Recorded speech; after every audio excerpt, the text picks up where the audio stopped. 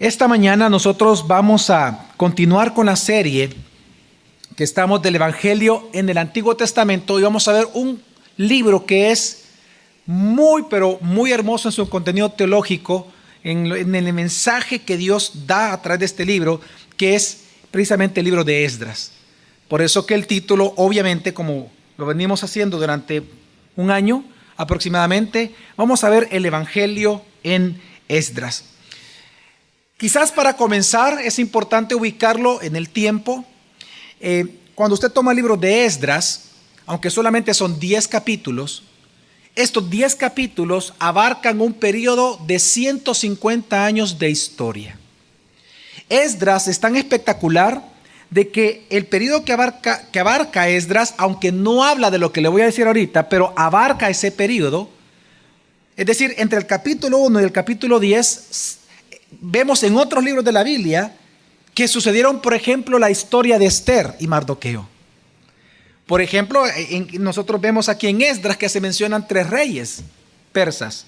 Se menciona a Ciro, luego se menciona a Darío, luego se menciona a Artajerjes. Pero el papá de Artajerjes, que no es mencionado aquí, pero sí es mencionado en otros libros, es Asuero o Jerjes, que fue el esposo precisamente de Esther. Entonces, este libro es tan precioso porque también tenemos profetas contemporáneos que en este mismo periodo que abarca Esdras, ellos profetizaron, como Ageo, como Ezequiel y como Malaquías. Entonces, es un libro de muy alto contenido de mensaje de Dios para la época, pero también para nosotros hoy. Así que este libro también es importante entender de cuando Esdras lo escribió, porque se cree que Esdras fue el autor de él.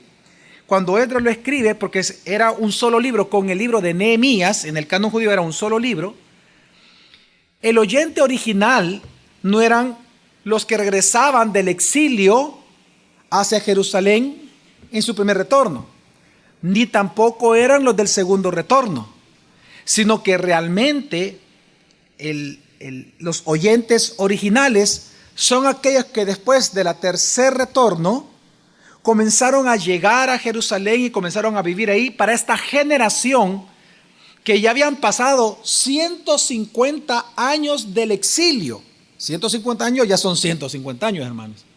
Por lo tanto, ellos no sabían lo que había pasado, o sea, no sabían el costo de estar en esa ciudad con un templo construido, con casas construidas, con comida y con agua y con vestidos.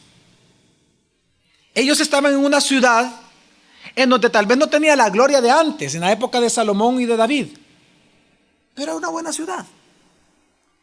Entonces Dios les escribe a través de Esdras para que no olviden algo y que para no olvidando eso que Dios hizo, que vamos a ver, ellos puedan ahora hacer lo que Dios quiere, para evitar perder todo eso como 150 años atrás sus padres los perdieron. Y ese es el sentido del libro de Esdras. Así que vamos a ver rápidamente de qué trata el libro de Esdras específicamente en estos 10 capítulos. Del capítulo 1 al capítulo 6 es una historia en específico que cuenta Esdras acá. De hecho, el primer capítulo comienza en el versículo 1 diciendo de que Dios despertó el espíritu de Ciro para que comenzaran a regresar los del exilio, comenzaran a regresar precisamente ahora de Persia, porque obviamente ya Ciro era el rey, ya habían conquistado a Babilonia, Babilonia había caído, ya era el imperio persa el que gobernaba. Fue en el primer año de Ciro, nada más empezando su reinado, Dios le habla a él. Y Dios le dice que tiene que dejar salir a su pueblo, similar al éxodo con Moisés, para que vayan a reconstruir el templo. Y entonces Ciro emite un decreto para que ellos regresen. Esta es el primer retorno de los exiliados. Fue más o menos 30 a 35 años después del exilio. Más o menos fue ahí. Pero la Biblia dice que esto comenzó a hacerlo Dios para que se cumpliera la palabra profética dada por Jeremías, que ellos estarían en el exilio durante 70 años. Ok.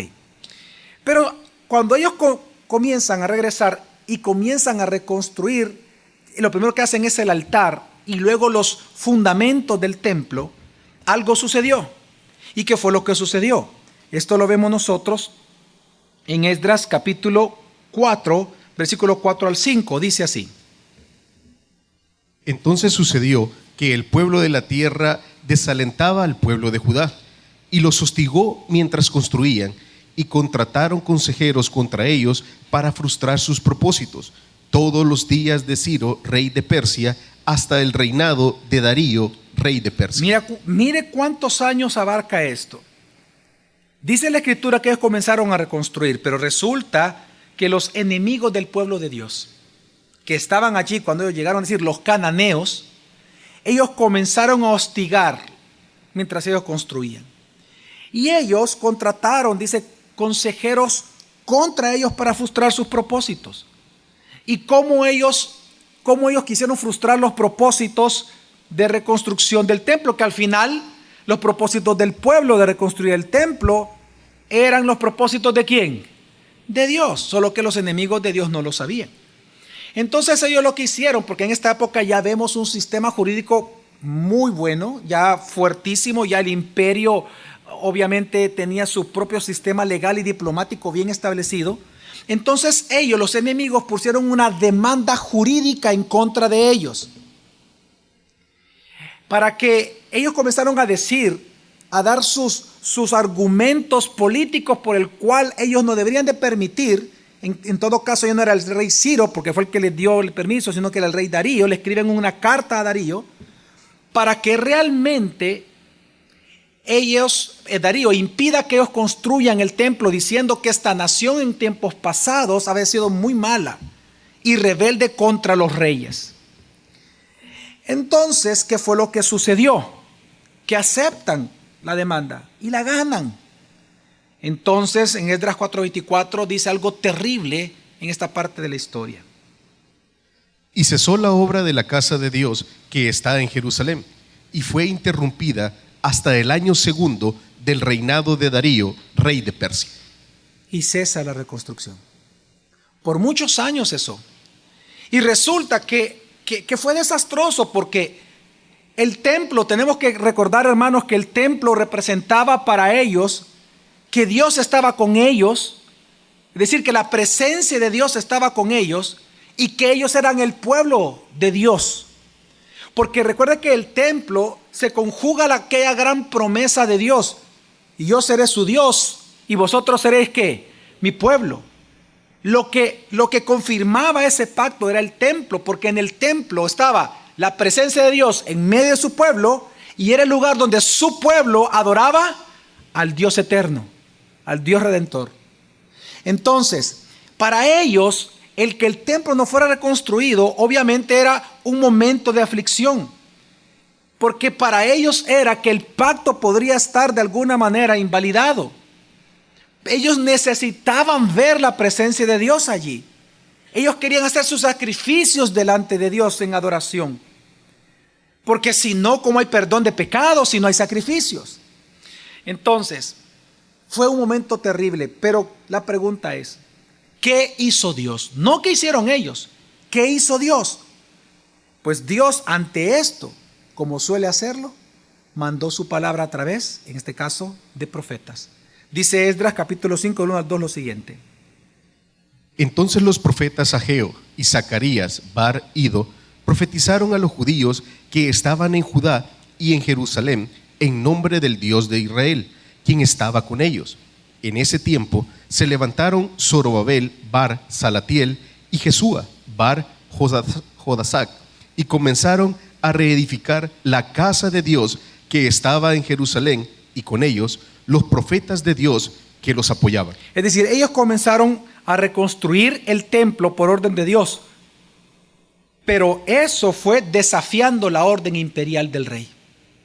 Y eso representaba un punto muy importante, porque al ellos desafiar la orden del rey, ellos se exponían a ser literalmente asesinados, legalmente muertos.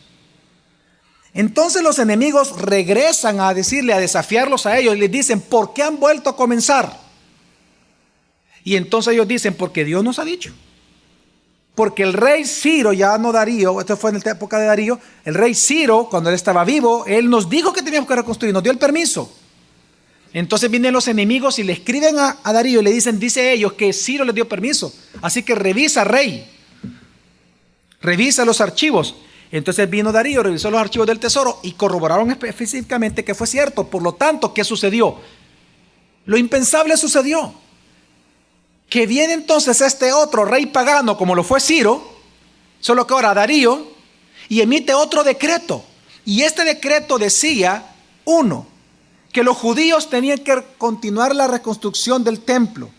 2, que nadie los podía hacer frente a ellos y que los gastos, oiga, los gastos, como ellos tenían que estar trabajando los judíos, los gastos para alimentar a los judíos, para darles los animales para sus sacrificios, es decir, los gastos para reconstruir la ciudad, tenían que pagarlo los enemigos que mandaron la carta al rey.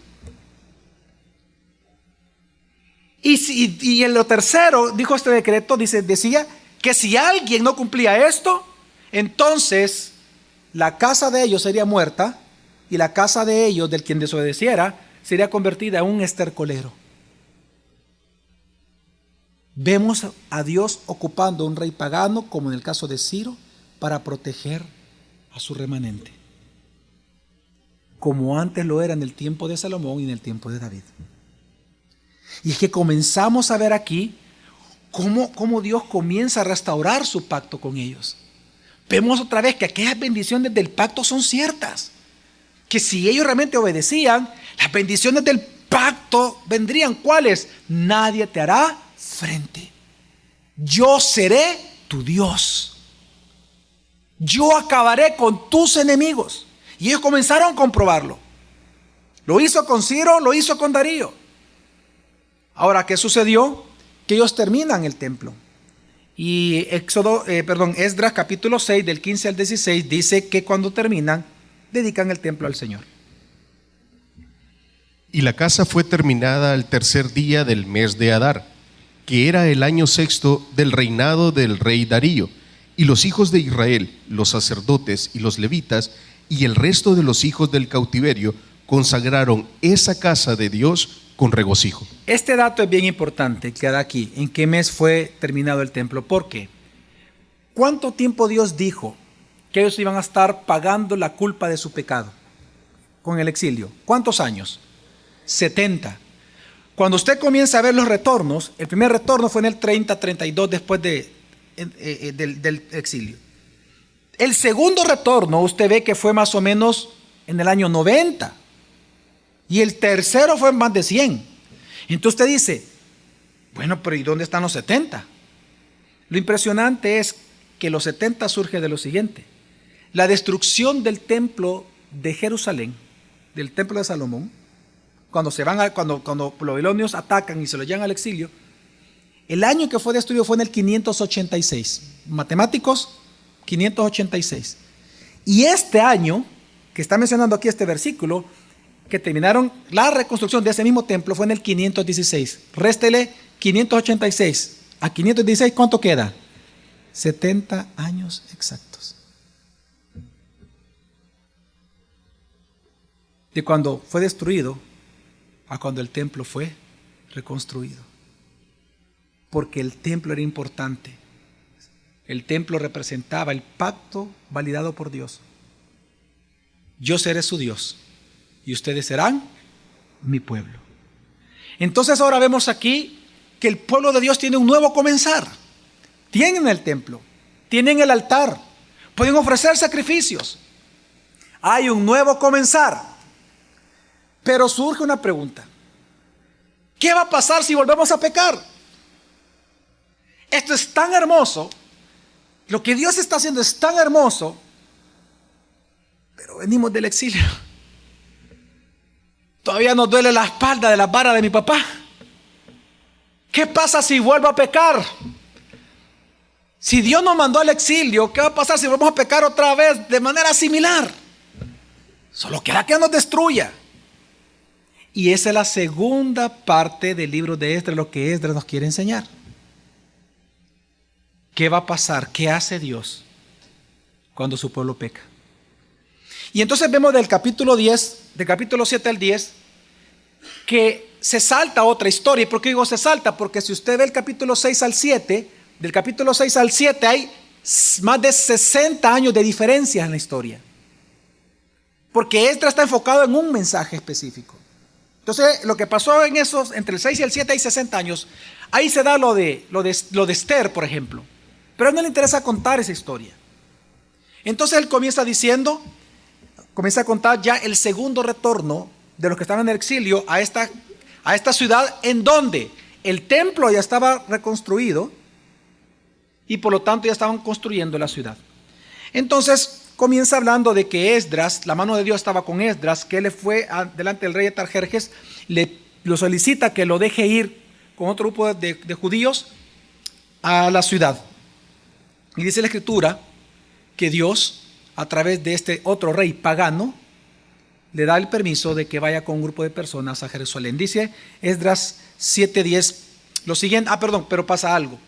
Cuando viene Artajerjes y le da el permiso a Esdras, es interesante que Artajerjes Dios a través de Artajerjes se asegura de hacer algo con Esdras. Esdras no iba para Jerusalén. Y eso es importante, hermanos. Esdras no iba para Jerusalén. Esdras fue enviado para Jerusalén. Y es lo que vemos nosotros aquí. Que Esdras no es que él solamente su propia voluntad fue, sino que estaban conjugadas, estaban unidas. ¿En qué sentido? Que él fue con una misión. ¿Cuál fue la misión? Esdras 7:10 nos dice: por cuanto Esdras había determinado en su corazón escudriñar la ley del Señor y practicarla, y enseñar en Israel sus estatutos y preceptos. Por eso es que Dios ocupa al rey pagano Artajerjes para que decrete la salida de ellos. Y decrete es que tienen el permiso legal imperial de continuar las obras allá y de que él vaya a predicar, a pregonar la ley. Y por eso nosotros leemos esto en el 7:25, algo bien interesante que es Artajerjes, cuando está hablando con Esdras. Veamos lo que le dijo un rey pagano a Esdras. Le dice: y tú, Esdras, conforme a la sabiduría de tu Dios que está en tu mano. Es decir, conforme a la ley. Imagínense un rey pagano hablando de la ley de Moisés, de la ley mosaica, de la palabra de Dios. Conforme a ese consejo de Dios que tú tienes en tu mano, le dice. ¿Qué le pidió? Establece magistrados y jueces que administren justicia a todo el pueblo de más allá del río, a todos los que conocen la ley de tu Dios, y enseñaréis al que no la conoce. Wow. Y aquí vemos un destello, una vez más, de la recuperación de la promesa a Abraham. Y en ti serán benditas todas las naciones de la tierra que no conozcan. Israel estaba llamado a ser luz para las naciones. Y aquí vemos el destello, es decir, esto es importante porque estamos viendo la recuperación del pacto que ellos habían invalidado y por lo cual fueron ellos al exilio. Porque es un rey pagano. El rey pagano le está diciendo a Esdras, número 1, establece magistrados y jueces. Sabemos por el libro de Crónicas que estos jueces y estos magistrados tenían que ser sacerdotes levitas. Ellos tenían que enseñar la ley de Dios y les dice, y enseñaréis, y dice, y van a administrar justicia, no solamente a los judíos. ¿A quiénes tienen que administrar justicia? Al todo el pueblo de ¿qué? De más allá del río, a los cananeos. Y luego dice, y a todos los que conocen la ley de Dios, a los judíos, pero también enseñaréis a los que no la conocen, es decir, a todos. Y vemos de alguna manera entonces, no solamente entonces la revalidación del pacto de Moisés, sino que ahora estamos viendo la revalidación del pacto de Abraham y el pacto davídico, porque fue David quien dijo esto antes del exilio, mucho antes. Entonces, ¿qué seguimos viendo que hace Esdras? Pues Esdras viene, toma personas y se van con un grupo hacia Jerusalén, y él reconoce delante de Dios que estas palabras de Artajerjes realmente era una bendición de Dios. Y él dice lo siguiente en Esdras 7, 27 al 28, dice: bendito sea el Señor, Dios de nuestros padres, que puso tales cosas en el corazón del rey para embellecer la casa del Señor que está en Jerusalén, y extendió sobre mí su misericordia ante el rey y sus consejeros, y ante los poderosos gobernadores del rey. Y yo, fortalecido por la mano del Señor mi Dios sobre mí, reuní a los jefes de Israel para que subieran conmigo. Y entonces él le da la gloria a Dios y dice, y yo, fortalecido por la ¿qué? Por la mano de Dios. Y aquí nosotros observamos un término bien interesante, es un antropomorfismo. Dios no es que tenga mano, Dios es espíritu. Bueno, en Cristo obviamente sí tiene un cuerpo que va a venir gloriosamente por nosotros. Sin embargo, lo que vemos aquí es que, fíjense que en 3 capítulos, Esdras, en solamente 3 capítulos, 6 veces menciona que la mano de Dios está con él. Y esto es algo digno de mencionarse, porque él estaba reconociendo que todo lo que Dios está haciendo, que todo lo que está, pasando en esta historia de los judíos, Dios realmente es el que la está tejiendo con hilos de amor. Si algo reconoce Esdras, es que todo lo que ellos estaban gozando ahora era por gracia. Esdras comprendió en esta época, comprendió en este momento, que si ellos ahora como pueblo de Dios estaban en pie delante de Dios, no era porque el estar de pie depende de la fortaleza de la fe de ellos, sino que dependía totalmente de la fortaleza del amor de Dios por ellos. Y Esdras lo entendía perfectamente. Por eso él dice, la mano de Dios está con nosotros. Él reconocía que si ahora ellos comenzaron a ver otra vez las bendiciones del pacto, en medio de ellos la protección de Dios, Dios ocupando paganos para ayudarles, etc. Él reconocía que eso venía de Dios, que no era la fe de ellos en Dios lo que estaba provocando eso, sino que era el amor de Dios por ellos lo que estaba sosteniéndolos a ellos de pie. Porque ¿acaso no es aquello que dice el apóstol Pablo en Romanos capítulo 14, versículo 4? Que dice, ¿quién eres tú para juzgar al criado ajeno? Para su Señor está firme, ¿o qué? O cae, pero estará firme, ¿por qué? ¿Por qué dice la Escritura? Porque poderoso es ¿quién? El Señor para mantenerlo de pie. Es decir, si usted está firme o si usted cae para su Señor o usted está firme para su Señor. Pero si usted hoy está firme, su matrimonio está estable, las cosas le van más o menos bien, goza de más o menos buena salud, ¿no? O tiene buena salud, o las cosas le van bien, quiero que entienda que no es porque usted no está firme por la fortaleza de su fe en el Señor. Usted está firme por la fortaleza del amor de Dios por usted. Quien lo sostiene a usted ni siquiera es su fe. Quien lo sostiene a usted es Dios. Dice la Escritura, pero poderoso es el Señor, no usted. Si usted hoy, este día está de pie. Y es lo que Esdras reconoce cuando dice, la mano de Dios está conmigo. Yo reconozco que es Dios haciendo todo esto. Dios lo está haciendo. Ya tenemos el templo reconstruido allá. Vamos para allá. Llevemos la palabra.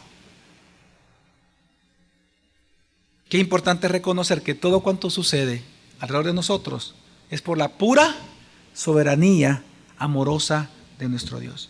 Ahora, pero ¿qué pasó con Esdras cuando él llega a la ciudad? Bueno, lo que sucede es que él encuentra un grave pecado en medio del pueblo. Los matrimonios mixtos. La ley decía que ellos no tenían que casarse, ni tomar hijas, ni tomar mujeres, ni tomar hombres, obviamente, de los cananeos. Pero entonces cuando Esdras llega, él llega con una gran felicidad. Va la palabra, va con la ley, va con utensilios para almorzar el templo, porque obviamente no tenía la misma gloria que el de Salomón para nada. Acuérdense que fue destruido, quemado y todo el oro se le quitó. Todo el templo dentro estaba enchapado de oro, ¿se acuerdan? Aquí ya no.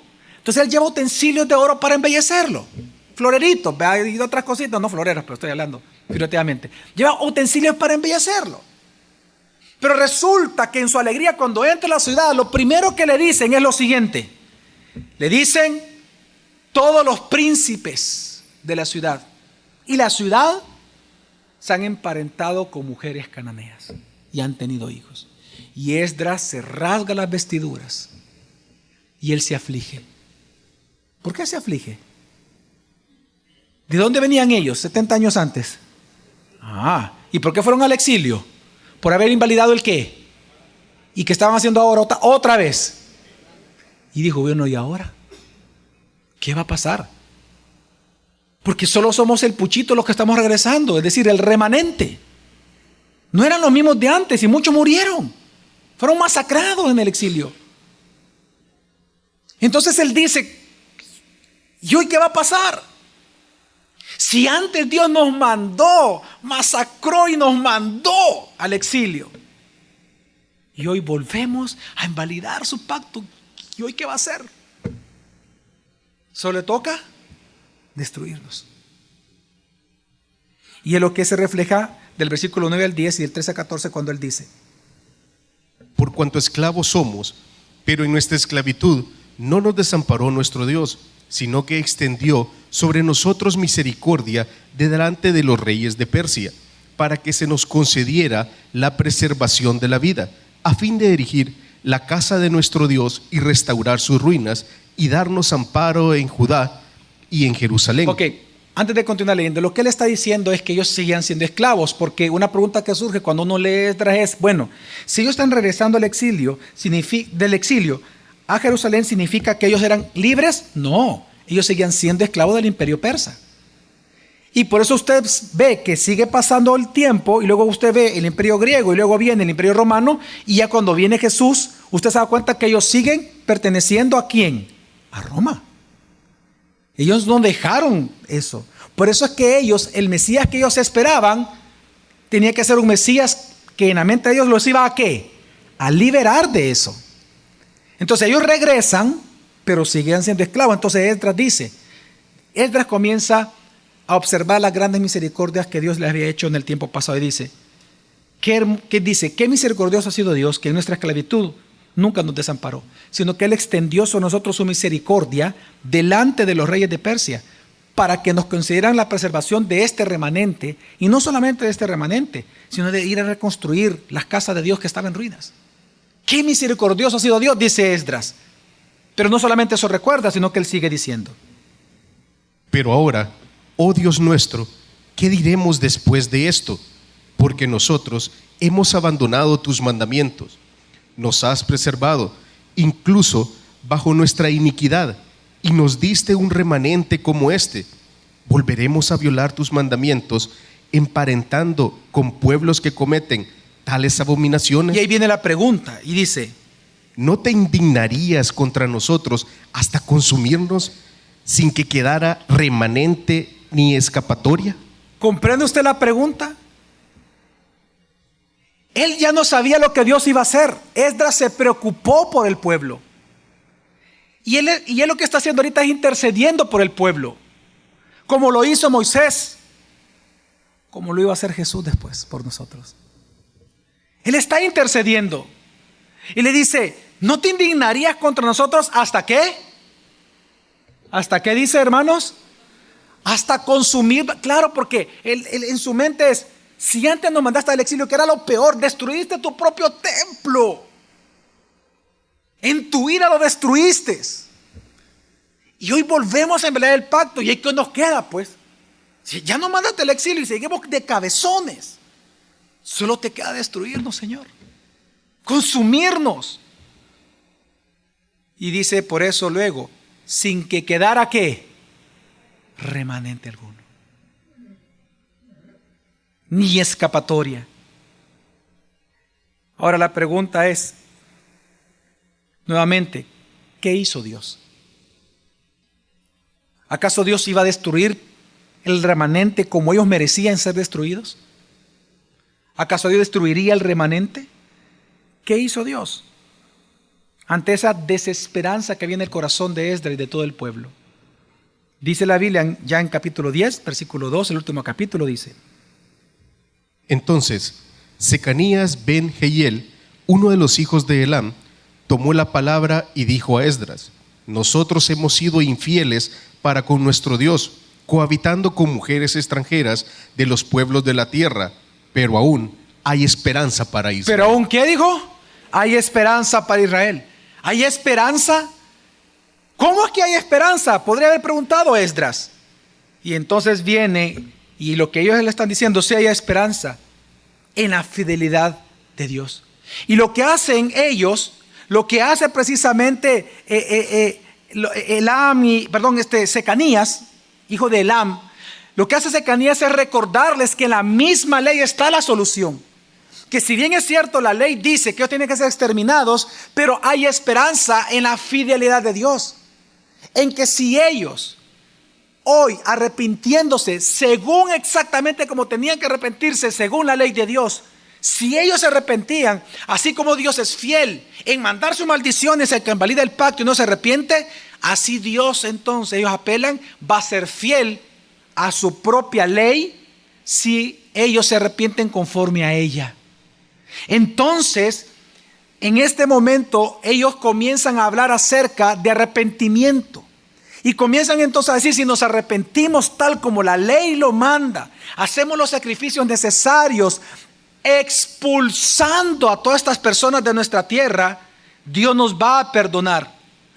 Y entonces ellos comienzan a tener una confianza y una esperanza, no en lo que ellos iban a hacer, ni siquiera en lo que ellos iban a presentar, sino que su confianza en quién estaba. Digan conmigo, en la fidelidad de Dios. En que así como Dios fue fiel en ejecutar sus juicios, Dios también iba a ser fiel en administrar su gracia sobre ellos, si ellos se arrepentían. Entonces, ¿qué sucedió? Esdras capítulo 10, versículo 11. Ahora pues, haced confesión al Señor, el Dios de vuestros padres, y haced lo que a Él le agrada, y apartaos de los pueblos de esta tierra y de las mujeres extranjeras. Y usted puede ver aquí en este versículo cuál es el orden del arrepentimiento en el libro de Esdras. Número 1, dice confesar el pecado ante Dios. Lo primero que ellos tenían que hacer era confesar su pecado, que ellos habían pecado. 2, dice, y haced lo que a Él le agrada. En otras palabras, ahí habla de una obediencia pasiva. Es decir, aléjate o huye de la tentación.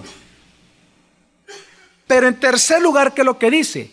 Y apartaos de los pueblos de esta tierra y de las mujeres extranjeras. Es decir, en otras palabras, no solamente, número 1, vas a confesar el pecado, les dijo aquí Esdras, sino que número 2, tienes que tener una obediencia pasiva, tienes que huir de la tentación. Pero también número 3, tienes que tener una obediencia activa. Echa fuera el pecado de tu vida, abandónalo. ¿Y qué fue lo que ellos hicieron? ¿Cómo termina este capítulo 10? Este capítulo 10, el libro de Esdras, termina de manera muy impactante para cualquier lector. Lo que ellos hicieron, porque la ley así lo demandaba, es que el mismo pueblo censó. ¿Quiénes son los que están aquí, que están casados con mujeres cananeas?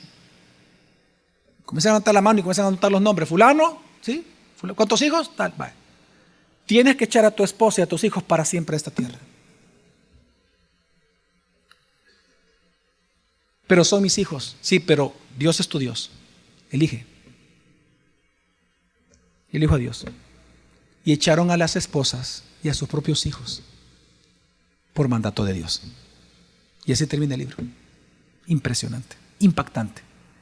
No significa, no voy a cometer anacronismos. Vea, de traer eso a la hoy, vea. Ay, como mi esposo no es, vea, como ese cabezón no es cristiano, sí me puedo divorciar. Entonces, no. Esto era el antiguo pacto. Era otra administración diferente. Pero lo que está resaltando Esdras entonces, ¿qué es? Hermanos, ¿cuál es entonces la idea central de este libro? Era esto. Era mostrarle a aquellos que estaban llegando a la ciudad bien tranquilos, vea. Tranquilos ellos, después de 150 años llegan felices. ¡Hey, qué bonita la ciudad!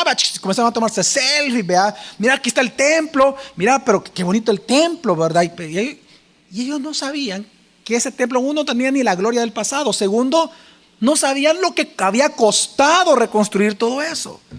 Entonces el libro de Esdras era para mostrarles a estos que estaban retornando y que estaban ya viviendo ahí esta nueva generación, para mostrarles de que Dios históricamente ha sido fiel siempre en proteger a su remanente. Fue fiel en restaurarlos en la tierra, fue fiel en reconstruir el templo en medio de ellos, y fue fiel en perdonarles sus pecados conforme a su palabra. Y que por lo tanto ahora ellos, los oyentes originales, porque Dios ha sido fiel así, ellos deben ahora aprender a vivir conforme a la ley de Dios. Porque si hay una palabra que más se repite en los 10 capítulos, es conforme a la ley de Dios, según la ley de Dios, conforme a la palabra de Dios, conforme a los escritos de Dios. La intención de Esdras era enseñarle a este pueblo joven que así como Dios fue fiel, ellos tenían que ser fiel a Dios. ¿Y fiel a qué? A la ley. ¿Ser fiel a qué? A la ley, al pacto de Dios. Ahora, esta historia en general, este mensaje es hermoso. Es hermoso ¿por qué? Porque si algo resalta, hermanos, en el libro de Esdras, es la fidelidad de Dios y el amor de Dios por su pueblo. Porque si algo vemos aquí en estas dos grandes historias, en los 10 capítulos, es que Dios restaura al pueblo de su amor. Si algo podemos ver, si algo ellos pudieron identificar y pudieron reconocer los lectores originales, es que aunque ellos pecaron, Dios nunca los abandonó, porque Dios nunca abandona a su remanente. Ellos aprendieron que si Dios los disciplinó por muchos años, ellos aprendieron que Dios no disciplina para destruirte, sino que para enseñarles. Una vez ellos cumplieron la condena de los 70 años, la culpa les fue quitada. Fueron declarados inocentes. Dios le quitó la culpa. Fueron justificados, pagaron la condena, ya la pagaron. Ellos quedaron libres. Ya no había culpa, Dios no se recordaba. Sus pecados fueron perdonados. Y por eso es que ellos regresaron a la tierra prometida. Dios los declara inocentes. A través de esta historia de Esdras, ellos pudieron entender que si antes las naciones los vencían y los llevaron al exilio, fue porque Dios así lo quiso. Pero ahora estaban viendo mediante los 3 edictos de 3 reyes paganos de que Dios ya no iba a permitir que los destruyeran como nación. ¿Por qué? No porque ellos lo merecían como pueblo, sino que porque el amor de Dios por ellos es un amor fiel. Si algo enseña el libro de Esdras, que ellos comprendieron que ellos siempre habían sido el pueblo de su amor. Aún en medio de los problemas, aún en medio de la disciplina, aún en medio del castigo, ellos eran el pueblo de su amor. Así como para usted, sus hijos, sea que estén en casa o no estén en casa, sea que estén bajo disciplina suya o no estén en disciplina, ellos siguen siendo su hijo igual con ellos. Esdras resalta esta paternidad de Dios. Esdras resalta que ellos estaban comprendiendo con el libro de que Dios era su Dios y que ellos siempre eran su pueblo. Ellos estaban aprendiendo de que eso es invariable. Sea que estuvieran en disciplina o que no estuvieran en disciplina, nada cambiaría que ellos fueran el pueblo de Dios. Que este remanente es el pueblo protegido por Dios. Y es que si algo nos enseña el libro de Esdras, es que así como la gracia de Dios no opaca la justicia de Dios, así la ira de Dios tampoco opaca el amor que Él tiene por nosotros, su pueblo. Esdras enseña que Dios les amaba entrañablemente a ellos. Dios siempre los amó con amor eterno. Oh gusanillo de Jacob, les decía, con amor eterno te he amado. Y esto es lo que apunta a Cristo. Esto es lo que apunta a Cristo en el libro de Esdras. Porque así como ellos invalidaron su pacto, así como Dios fue fiel en enviarlos al exilio, pero así como también Dios fue fiel en rescatarlos del exilio una vez pagada la deuda, así nosotros igualmente nacimos muertos espiritualmente, separados de Dios, sin merecer nada de Dios. Pero por su amor eterno con que Dios nos ha amado a nosotros, Él nos ha perdonado. No porque usted y yo hicimos algo que expió nuestros pecados, sino que porque en el cumplimiento de los tiempos, Jesús, el Cordero de Dios, fue enviado al mundo para que muriendo por nosotros en la cruz, nuestros pecados fueran eternamente perdonados. Y es lo que nos enseña el libro de Esdras. El evangelio anunciado a Esdras está aquí. ¿Acaso no es lo mismo lo que nos enseña Esdras en general, en la idea central? ¿No es lo mismo que dice Efesios capítulo 2, versículo 1 al 7 cuando dice: En cuanto a vosotros, estabais muertos en vuestros delitos y pecados, en los cuales anduvisteis en otro tiempo, según el curso de este mundo, conforme al príncipe de la potestad del aire, del espíritu que ahora actúa en los hijos de desobediencia. Nosotros estábamos en el mundo, exiliados de Dios, pero ¿qué sucedió? Entre ellos también vivimos todos nosotros en otro tiempo en los deseos de nuestra carne, haciendo la voluntad de la carne y de los pensamientos, y éramos por naturaleza hijos de ira, lo mismo que los demás. ¿Hijos de qué? De ira. Estábamos separados de Dios. Esa fue nuestra condición desde nuestro nacimiento, separados de Dios. No solamente significa que éramos enemigos de Dios, significa que nosotros odiábamos a Dios con todo nuestro corazón. Pero Dios, Y en esa condición, ¿qué hizo Dios? Y dice el versículo 4, pero Dios, que es rico en misericordia, por su gran amor con que nos amó, aun estando nosotros ¿qué? Muertos en pecado, nos dio ¿qué? Vida juntamente con el Mesías. Por gracia habéis sido salvados. Y juntamente con Jesús el Mesías, ¿nos qué? Nos resucitó. Y ahora nos hizo ¿qué? Sentar. Así como ellos fueron llevados a la tierra prometida, ahora nosotros fuimos trasladados del reino de las tinieblas. ¿A qué reino? Al reino de la luz admirable en Jesucristo. Nos hizo sentar en los cielos. ¿Para qué? Para mostrar, como Esdras mostraba a las nuevas generaciones, para mostrar en los siglos venideros la inmensurable riqueza de ¿qué?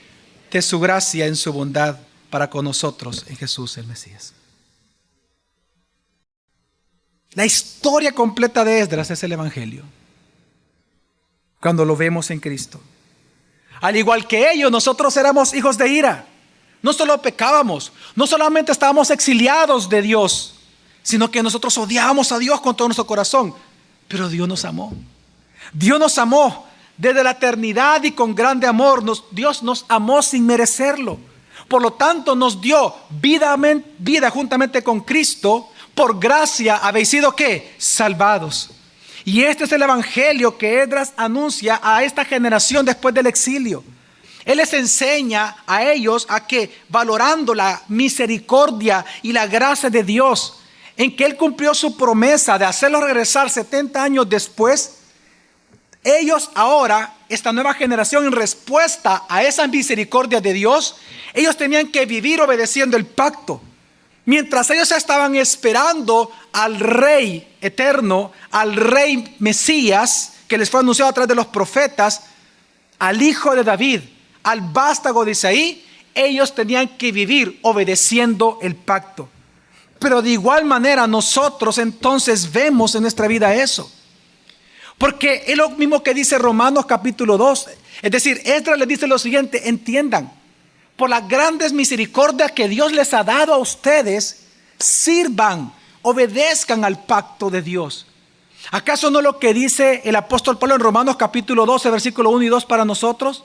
Os ruego, hermanos, versículo 1, por las grandes ¿qué? Misericordias de Dios recibidas. Es decir, la justificación, la expiación, la santificación, la redención, la salvación. Por todo lo que Dios ha logrado en nosotros, os ruego por la grande misericordia de Dios que hemos recibido, que presentéis vuestros ¿qué? Vuestros cuerpos en sacrificio vivo, santo y ¿qué más? A Dios, que es vuestro culto ¿qué? Racional.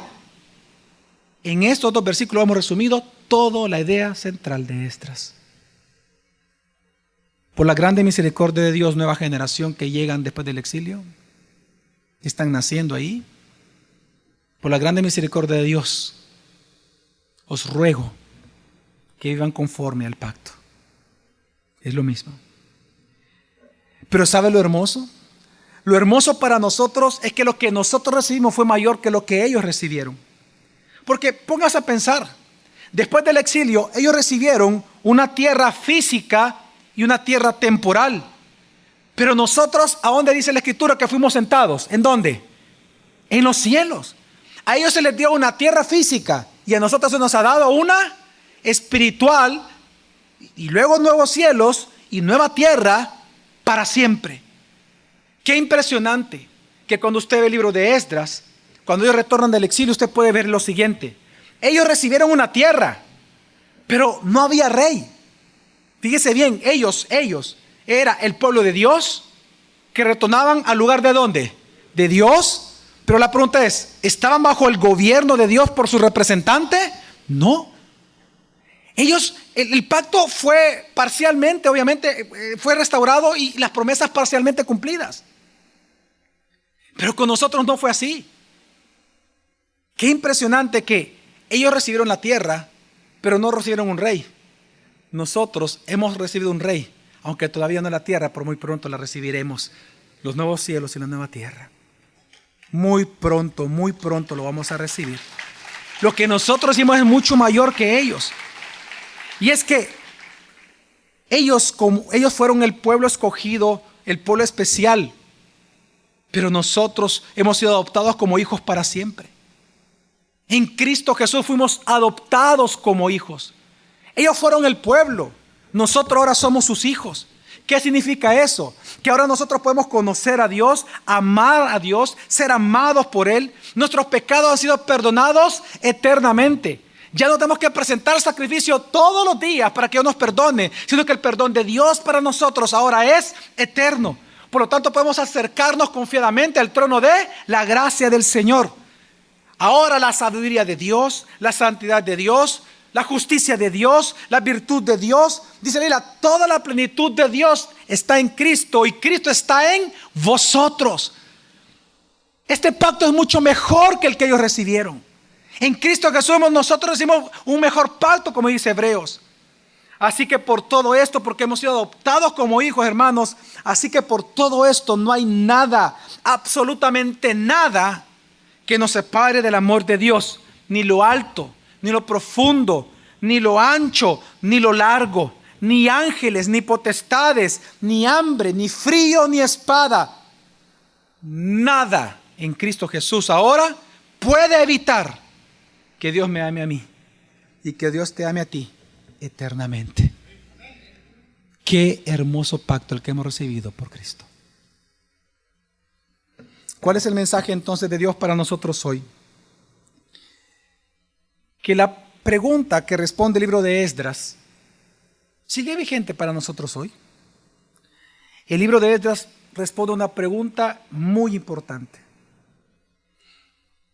ya aplicada para nosotros a través de Cristo. Sería: ¿qué podemos esperar de Cristo Jesús, quien es santo y quien es justo, después de que yo peco? ¿Qué puede esperar usted después de pecar? ¿Qué puede esperar usted de Jesús? ¿Acaso destrucción? ¿Acaso ira? ¿Acaso Dios lo va a despreciar? ¿Lo va a patear cual cucaracha? ¿Acaso Dios lo va a despedazar a usted? No. Lo que debo de esperar, según el Evangelio en el libro de Esdras, es que Jesús, en su amor eterno, en su amor fiel, me perdone. Si yo confieso mis pecados, Él me perdona, mi comunión va a ser restaurada, y cual madre a un hijo, me va a llevar de la mano para que todos los días yo viva para Él. ¿Qué puedo esperar del Dios que me salvó después de que yo peco? Lo único que puedo esperar es su fiel amor por mí. Es un amor fiel. Y es que lo que dice Tito, capítulo 2, versículo 11 al 14, dice así la Escritura. Porque la gracia salvadora de Dios fue manifestada a todos los hombres. Ok, ¿la gracia qué? Salvadora de Dios. La gracia que salva. La misma gracia salvadora de Dios, dice, fue manifestada a los hombres que salvó. Ahora bien, resulta que esta misma gracia salvadora es una gracia santificadora. Es decir, digan conmigo, no solo Dios me salva, sino que Él me santifica. La misma gracia que te salva, esa misma gracia que hace, escuche bien lo que dice el versículo 12. Enseñándonos que, renunciando a la impiedad y a las pasiones mundanas, vivamos sobria, justa y piadosamente en el mundo presente, aguardando la esperanza bienaventurada y la manifestación gloriosa de nuestro gran Dios y Salvador, Jesús el Mesías, quien se dio a sí mismo por nosotros para redimirnos de toda iniquidad y purificar para sí un pueblo de su propia posesión, celoso de buenas obras. Así como nosotros vemos en el libro de Esdras de que Dios, Él mismo Dios, les salvó a ellos y les enseñaba a obedecer el pacto mientras ellos esperaban al Mesías Rey, porque es lo que vemos en Esdras, en unión ya con los libros proféticos que se dieron en el tiempo de Esdras y antes de Esdras, como Isaías, por ejemplo. Nosotros vemos que así como Dios a ellos les enseñó que mientras esperaban la venida del Mesías Rey, ellos tenían que obedecer al pacto. Así Tito 2 nos dice que la misma gracia que nos salva, esa misma gracia con amor nos enseña. A que renunciemos a la impiedad y a la vez nos enseña a vivir piadosamente mientras aguardamos la esperanza de la segunda venida de Cristo por nosotros.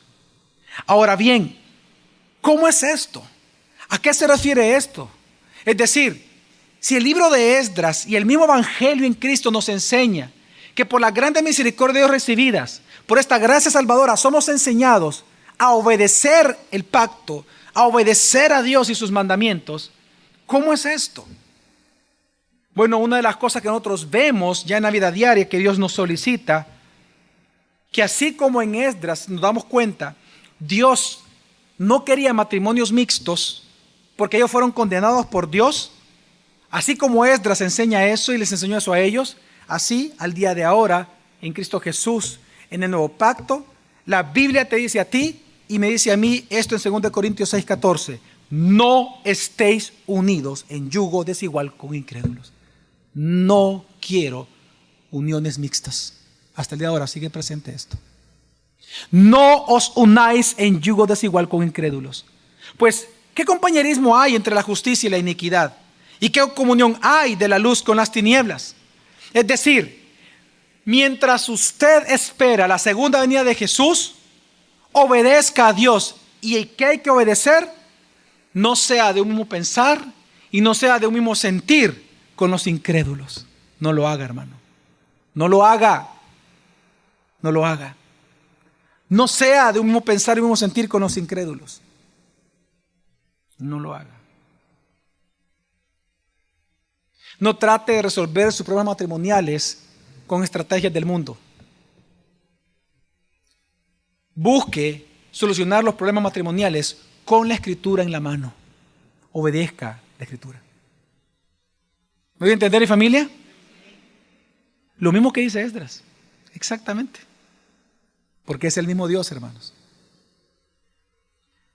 En segundo lugar, ¿cómo tenemos que vivir mientras esperamos la segunda venida de Jesús? Por la grande misericordia de Dios, ¿cómo podemos vivir obedeciendo la Escritura? Es decir, ¿en qué parte tenemos que obedecerle? Todo, ¿no?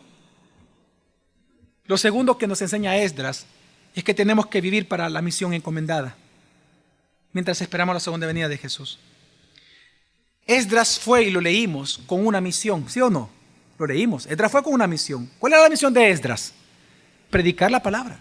Esdras 7:10 dice: por cuanto Esdras había determinado en su corazón escudriñar la ley del Señor y practicarla y enseñar en Israel sus estatutos y preceptos. Ahora, nota usted el proceso, ¿verdad? En primer lugar, ¿qué tenía que hacer Esdras? Escudriñar la ley. Luego de escudriñar la ley, la palabra de Dios, ¿qué hay que hacer? Practicarla. Y luego entonces ahí ya está capacitado ¿para qué? Para enseñarla. Hermanos, ¿acaso no es lo mismo que Dios nos dijo a nosotros en Mateo 28? Id por todo el mundo y hacer discípulos en todas las naciones, enseñándoles a que guarden ¿el qué? Lo que yo primero te he enseñado a ti. Y se supone que tú practicas, porque vas y obedeces. Eso mismo, enséñaselo a otros. Escudriñando, practicándola y luego enseñándola. En tercer lugar, el libro de Esdras nos enseña que mientras esperamos la segunda venida de Cristo, no tenemos que ser jactanciosos. Y es que en Esdras 8:21 se nos enseña lo siguiente, dice, hay una historia interesante ahí, dice: y allí, junto al río de Ahava, proclamé un ayuno para humillarnos delante de nuestro Dios, a fin de suplicar de Él un buen viaje para nosotros y para nuestros pequeños, así como para toda nuestra hacienda. Para toda nuestra hacienda. ¿Por qué digo que esta historia es interesante? En el capítulo 7, si usted se da cuenta, Esdras fue enviado por Artajerjes. O sea, Dios, ocupando a Artajerjes, envía a Esdras a Jerusalén, a que predique la palabra y que vaya a embellecer el templo. Pero, usted lee en el capítulo 7 que 3 veces Esdras reconoce que la mano de Dios está sobre él y sobre todo el pueblo ya. Reconoce la soberanía de Dios. En el capítulo 8 vuelve a mencionar la mano de Dios. Él está convencido que la mano de Dios está favoreciéndolo a él. Entonces la pregunta es, si él estaba seguro que iba a llegar a Jerusalén, ¿por qué oró y por qué ayunó? Si Dios ya le había dicho que iba a llegar, ¿por qué ayunar?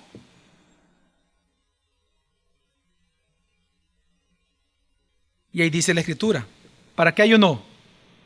Para humillarse. ¿A usted nunca le ha pasado por la mente la pregunta, ¿por qué debo de orar? Si, bueno, la Biblia dice que antes que yo le pida, Él ya lo sabe. Dice que antes que yo le pida, si pido con fe en Él, se me será dado. Dios es soberano. Él va a hacer lo que Él quiera, sea que yo oro o que no, Él va a hacer lo que Él quiera. Y si Jesús viene por segunda vez y voy para el cielo, ¿para qué orar pues? Pero Esdras nos enseña algo muy hermoso. Uno, que el ayuno no tiene poder en sí mismo. Su fe no estaba en el ayuno. Su fe no estaba puesta en un ayuno. Su fe estaba puesta en ¿quién? En Dios. Entonces, ¿para qué sirve el ayuno nada más? Para mortificar su cuerpo. Para mortificar el pecado. Para humillarse. Usted.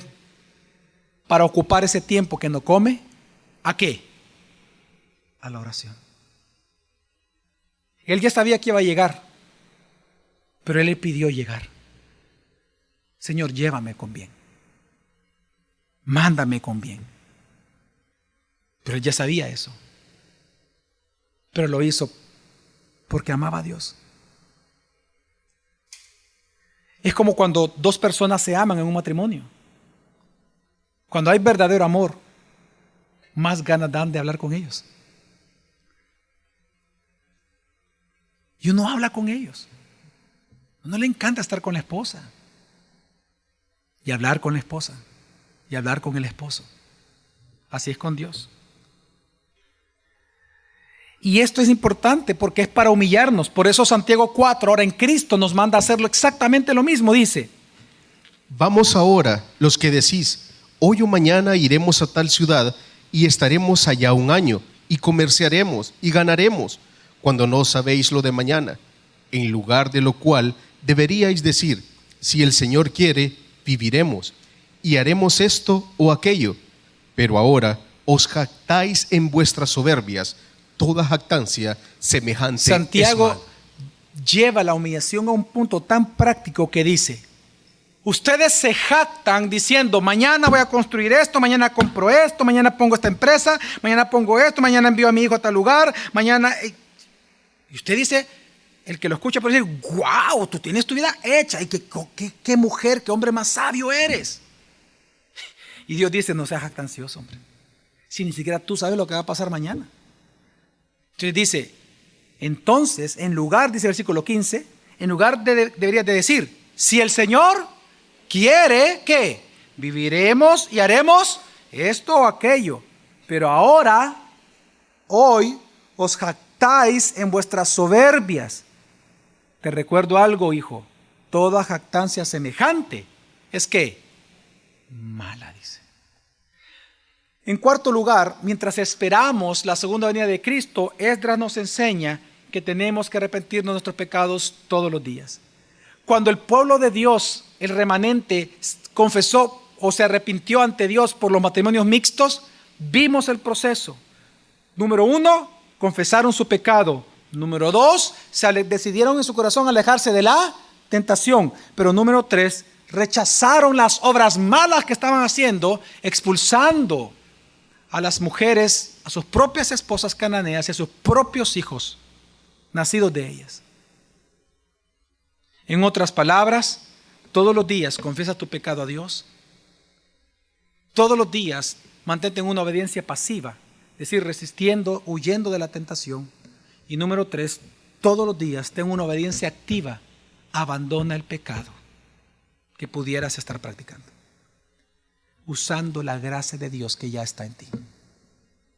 Y por último, Esdras nos enseña que mientras esperamos la segunda venida de Cristo, Debemos de confiar en la soberanía de Él.